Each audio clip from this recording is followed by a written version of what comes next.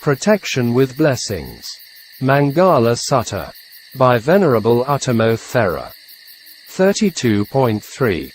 6. Purification of the Way. Patipadā Nanadasana Visuddhi. And 7. Purification by Knowledge and Vision. Nanadasana Visuddhi. To talk about the purification of the way, we need to know about the 10 insight knowledge. These are 1. Knowledge of comprehension, Samasannāna. 2. Knowledge of rise and fall of formations, Khandhas, Udayabhayanana, Udayabhayanupassanā. 3. Knowledge of the dissolution of formations, Bhanga-nana, Bhanganupassanā. 4. Knowledge of dissolving things as fearful, Bhayatu-upatthana-nana, Bhayatupatthana. 5. Knowledge of fearful things as dangerous, Adanava-nana, Adanavanupasanana. 6. Knowledge of disenchantment with all formations, Nibbida-nana, Nibbidānupassanā. 7. Knowledge of desire for deliverance, Munsatukamyata-nana, Munsatukamyatanana. 8. Knowledge of reflecting contemplation, Patisinka-nana, Patisinkanupassanā. 9. Knowledge of equanimity towards formations, Sankarapeka-nana, Sankarapeka-nana. 10. Knowledge of conformity, Anuloma-nana, Sakanalomikanana, Anuloma-nana. After the first and second insight knowledge of comprehension and rise and fall, overcoming the insight corruptions, the yogi arrives at the right path. It now matures and develops with increased strength and clarity. The mature knowledge of rise and fall to the knowledge of equanimity, i.e., the 8 knowledges, are referred to as purification of the way. This is walking in the right way to Nibbana. From here to the end, the yogi will see Nibbana, which is a purification of knowledge and vision.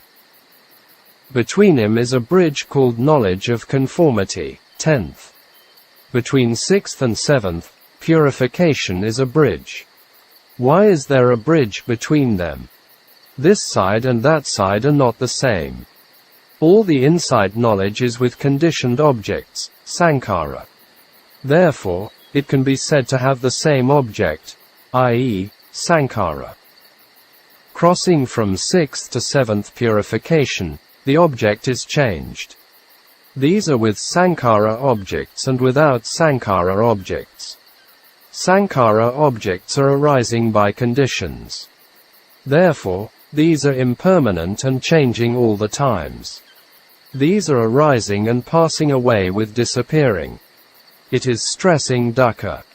We cannot do anything for it, therefore, not self, anatta.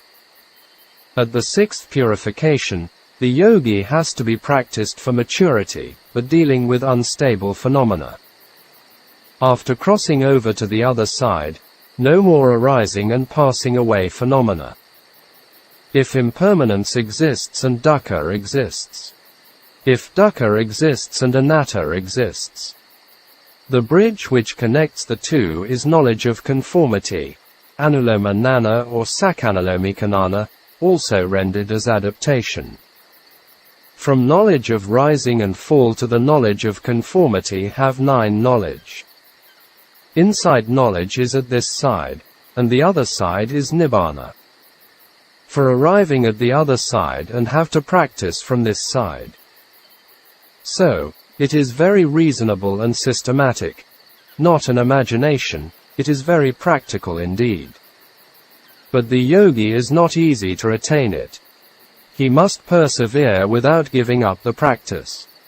So, the Buddha was encouraging yogis to have the courage and exertion until the bones and skin dried up without giving up. Some people criticize this as mortification in practice. These are lazy people. If it is the right path, then not mortification. The wrong path without any beneficial result can be defined in this way. Also, The Buddha mentioned this way. Doing impossible things are wrong and possible things are right. At the time of the Buddha, some had attainments easily and some with difficulty. It depended on the person. Not only for common people. In the Buddhavamsa, history of the Buddhas, even bodhisattvas were not the same. Some of them went to the garden and asked people to leave within a short period of practice and became a Buddha. It was very easy going. It was not like the Buddha Gautama, who had difficulties with hard practice. Some Buddhas did not need to go alms round anywhere. They received foods at the king's palace every day. What kinds of prayers, paramis and practices had been done by them before? Everyone would like it. There are 4 kinds of a yogi, with their nature of practice and attainment. These are 1. Difficult practice with quick attainment. 2. Easy practice with slow attainment. 3. Difficult practice with slow attainment. 4. Easy practice with quick attainment. As examples, Mahamoggallana was in the first type, and Sariputta was in the 4th type. After the 5th purification of path and not path, the yogi continues his contemplation of anicca. The present moment anicca is referred to this level, i.e., uday abhaya nana onwards. Not before, the knowledge of comprehension. Why not seeing or discerning anicca? Because they cannot discern the moment of arising and passing away.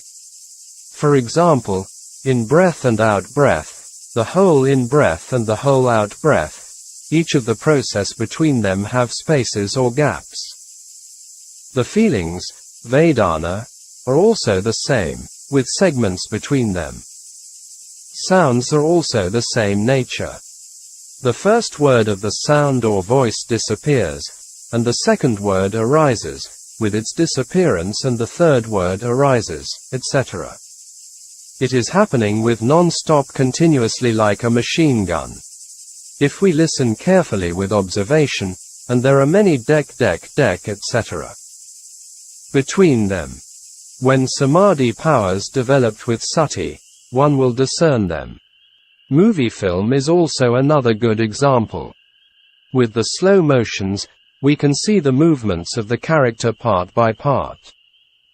The permanent view and thought come in because we cannot discern anicca. It was covered up by the very quick process. Therefore, we have to discern the arising and passing away. We should not follow it with the concept of anicca, etc. without direct seeing it. Knowing the segments between them is discerning the nature of anicca. Why do not we know dukkha? Because of changing our postures frequently that we do not know dukkha, i.e., the coarser dukkha. Why do not we see not self, anatta? Because we only see the compactness, solidity, shape and form as a whole. For example, if we analyze a body or a car, we'll not see them as identity and the solidity of them. They are combined with the many parts of the object and become a body or a car. There are 4 kinds of compactness: continuity, combination, function and object of compactness. They have one functioning, one object and one combination that people think of them as self, atta.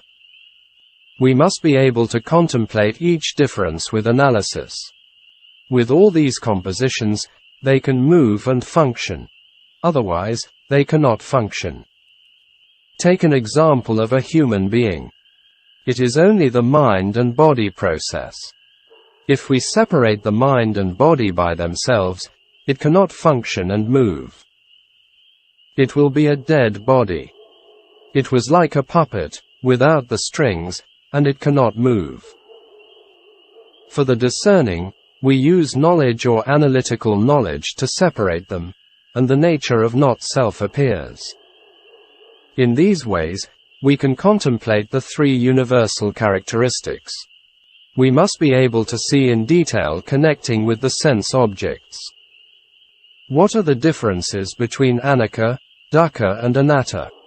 It is changing or unstable for anicca. It is oppressing with the change for dukkha. There are no me and mine, that is emptiness, sunnata, or not following with one's wishes for not self, anatta. The three words, anicca, dukkha and anatta, refer to the five khandhas. What are the characteristics, lakkhana, referring to? These are referring to their situations. For example, arising and passing away is its aspect, character or nature. Lakkhana, characteristic, is the sign or mark of the phenomena, dharma. Seeing lakkhana is seeing anicca.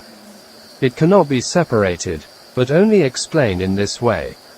They are connected. Therefore, anicca, dukkha and anatta are the five khandhas. Lakkhanas are their aspects, character or nature. Knowing these clearly, the yogi knows rise and fall. Uday abhaya nana. If knowledge becomes sharp, even not aware of the arising, the yogi is only seeing him as quickly passing away. He can only be aware of the disappearing or contemplate the dissolution, Bhikkhu nana. It is arriving at the climax of anicca. As an example, the yogi knows the arising and passing away of in-breath and out-breath, and also the following mind knows the contemplative mind. The meaning here is the contemplated object and the contemplative mind. Both of them are passing away. If not, the yogi will only take the contemplated object as anicca and the contemplative mind as nicca, permanent. The wrong view can be developed from practice by misinterpreting one's own experience. Some wrong views were mentioned in the Maṅgala Sutta, DN.1 Maṅgala Suttam, and some new Buddhist ideas and views came from this kind of misinterpretations. Closing square bracket. Therefore, all the following arising minds are also passing away. A dead body and a living body are the same things. After dying or passing away, both of them never come back again. It was like all of them jumping into the abyss, and gone forever. Later arising phenomena are the new ones. The older ones will never be seen again. Seeing in this way becomes fearful of them. Indeed, it is fearful when the khandhas are dissolving. It is the knowledge of dissolving things as fearful, Kāyānupassanā, only seeing their faults and cannot find any goodness in them. So, the yogi sees them as dangerous, Adhanava nana. And then he becomes disenchanted with him. Knowledge of disenchantment with all formations, Nibbida nana. This is in the process of letting go of craving and attachment in life or purifying them. And then the yogi wants to cast off the burden of dukkha. This is the knowledge of desire for deliverance, Maṅgala nana. Then the yogi reflects on how to let go of them. This is the knowledge of reflecting contemplation, Patipadā nana. And then the mind becomes calm and can observe with equanimity, without like or dislike. The yogi arrives at the knowledge of equanimity towards formations. Saṅkharapeka nana. Up to this level are different levels of insight knowledge. These are the sixth purification. Change of lineage, Gotrabu, is nothing to do with this side or the other side. This is the point between the two ends of the bridge. But it sees nibbana because it has let go of conditioned objects, sankhara aramanas. Therefore, it sees nibbana. The change of lineage consciousness, Gotrabu citta, having nibbana as its object occurs, overcoming the lineage of worldling and evolving as the lineage of the Noble One. Immediately after this, the path of stream entry arises. It cut off the fetters of wrong views, doubt, and adherence of rites and ceremonies as realization. The yogi becomes a stream enterer, Sotapanna. He has no more than 7 lives or existence to come. He is already on the path of the Noble Eightfold Path, and never returns backward. It means he will never become a worldling, Puthurjana, back again. With the path knowledge arises, the yogi fully understands the truth of dukkha, abandoning the truth of its origin, realizing the truth of its cessation, and developing the truth of the path to its cessation. This is the yogi seeing the noble truths, the 4 noble truths, directly. In this Maṅgala Sutta, the Buddha not only referred to the first stage of enlightenment, the path of stream entry, it included all the 4 stages of attainment, i.e., the stream enterer, Sotapanna, the once returner, Sakadagami, the non-returner, Anagami, and Arahant. But for a stream enterer, the following attainments are not difficult for him like before. He can continue his practice with the 8 path factors and will realize the final Nibbana, Arahantship, by stages. Even the first stage of attainment is the great blessing for the yogi, because his dukkha is only 7 drops of water if compare with the great volume of water in the great ocean, which is dukkha for a worldling. Therefore, the Buddha said seeing the noble truths is the highest blessing. Nowadays, Buddhists are encountering the teachings and practices that should endeavor on the Noble Eightfold Path to see the noble truths of ending dukkha. To embark on the practice, it needs strong samvega, sense of urgency, for transcending dukkha. For this purpose, we must study and contemplate some discourses in the Sakkasamyutta, connected discourses on the truths. If we know the faults of not seeing the truths, sakkas, which bring dangers and sufferings, etc., and the benefits by seeing the truths which bring peace and happiness, etc., this can be only possible by studying Dharma and contemplation or reflection. In contemplation, we can use current situations around the world. According to the Buddha, now we are in the interim eon, Antarakapa. It is the period required for the lifespan of human beings to rise from 10 years to the maximum of many thousands of years. And then it falls back to 10 years. Nowadays we human beings are in the period of decline, which is falling back to 10 years of the lifespan. Why does this happen? It is relating to human moral behaviors or cause and effect phenomena. With immoral behaviors, it is affecting nature and human societies. Now we can observe and see all the human problems and suffering around the world. All sorts of pollution, such as air, water, earth and mind pollution going on and on. World politics are also not a good sign. A lot of instability and internal wars going on in many parts of the world. All these wars are becoming longer, dangerous and killing a lot of innocent civilians, creating a refugee crisis in Europe and Africa. Even we have the United Nations to solve all these problems, but it does not have the power to do it.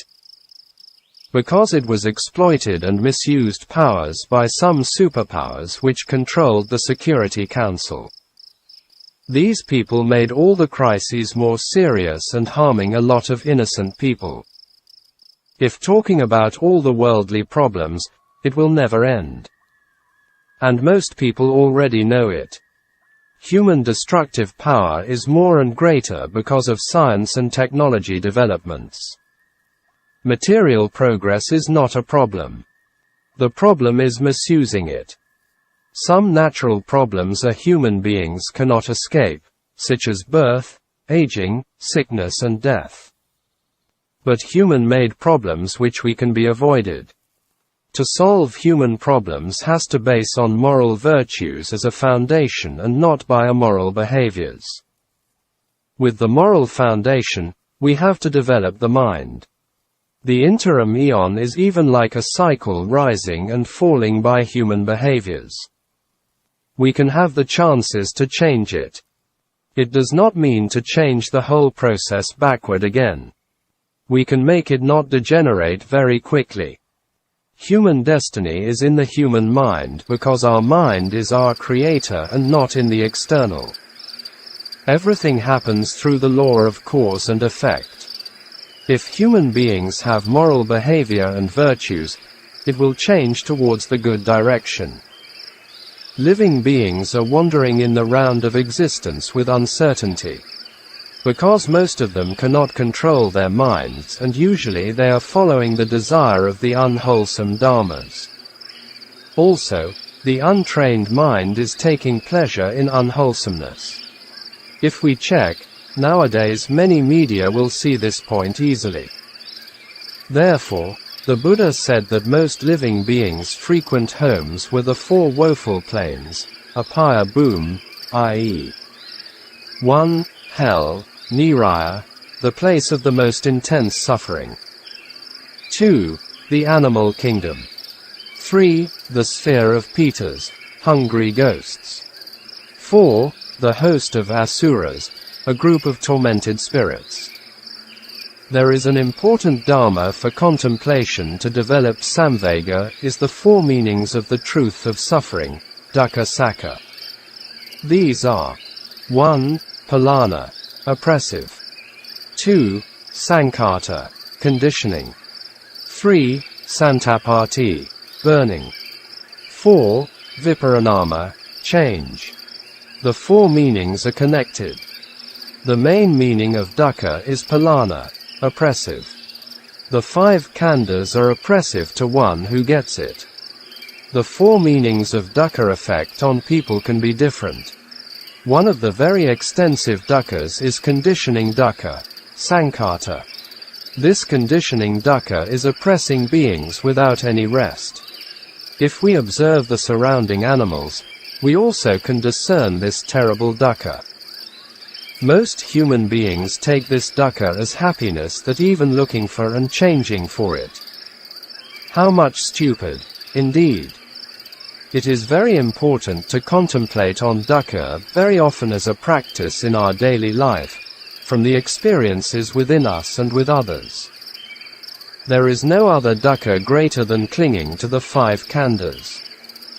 Therefore, the Buddha said or emphasized that he taught only dukkha and the end of dukkha. The past Buddhas were also taught these. In the future to come, all the Buddha will also teach the same things. To penetrate dukkha is more important than anything else. Therefore, the Buddha said, seeing the noble truths was the greatest blessing.